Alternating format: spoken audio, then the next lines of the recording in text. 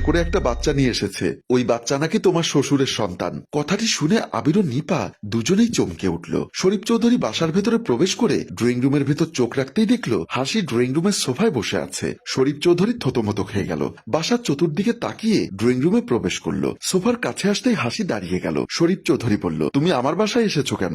আমি তোমার সন্তানের অধিকার চাইতেই বাসায় এসেছি। আমি তো তোমাকে বলেছি সময় হলে সবার সাথে তোমার পরিচয় করিয়ে দিব। আমি আমার সন্তানকে লুকিয়ে রাখতে চাইছি না। ও যেন বড় হয়ে ওর পিতৃ পরিচয় নিয়ে সম্মানের সাথে মানুষ হতে পারে, সেজন্যই আমি এই বাড়িতে এসেছি।